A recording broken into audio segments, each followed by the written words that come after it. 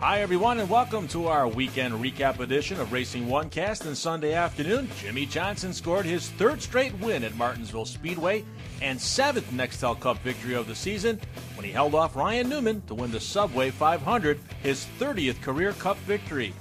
The race was to have a green-white checkered finish, but when David Reagan spun on the white flag lap of overtime, the race became official, and Johnson was declared the winner. I didn't have the same set of emotions as I did in the spring race, where he was actually a little better than us, reeling us in, and I was just kind of up there hanging on and was able to. So I really felt good, and there was a restart before. Maybe it's the restart that Newman got by him. I was able to get away from him and pull away, and then I felt real good about the 24, and then the 12 got by him. And I was excited to see that because of the points that I'd hopefully gain on the 24. But then I'm like, oh, Ryan's hungry. He hasn't won in a while, and he's going to be very aggressive if we have a caution. And I had a great lead, and then the caution came out a couple more times, and I was luckily able to keep him behind. But I was more worried about the 12 today than the 24 in the closing laps. Newman got around Jeff Gordon with a tap to the rear bumper on lap 495 and followed Johnson across the stripe for the runner-up finish. It was a good run for the Alto Dodge nonetheless, and we weren't a very good car yesterday in practice at any point, and made some changes overnight, worked on the car all day, and the guys did a good job to make it a faster Alto Dodge. And in hindsight, still wish we had that last lap. I was on the inside of the 48, and he overcooked 3 and 4, got up high, and I got inside of him, and just that time the white and yellow came out, but it was a good run for us. I had a little bump and run there with the 24. That's something that's happened to me in the past, so I didn't feel too bad about giving it to him, and in the end, it was a good finish for us.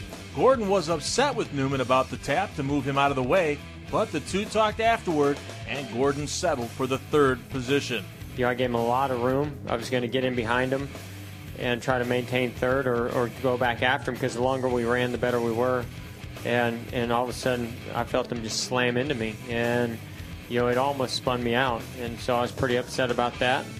And I showed him my displeasure when the caution came out, and obviously that probably made him upset as well. But we talked about it when the race was over. I went over to him. We were both calm, and I explained to him why I was upset, and he explained to me why he was upset, and it's a dropped issue, and we move on. Kyle Busch and Matt Kenseth rounded out the top 5 in the 500-lap race that was slowed by a record 21 caution flags and featured a variety of spins, incidents, and accidents.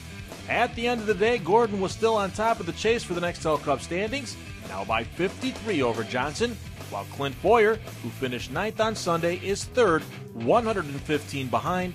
Tony Stewart and Carl Edwards round out the top 5 as the series now heads to Atlanta Motor Speedway for next Sunday's Pep Boys 500.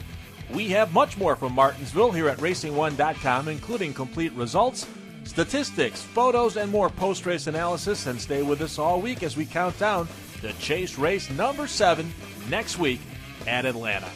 For Racing One Cast, this is Pete Pistone reporting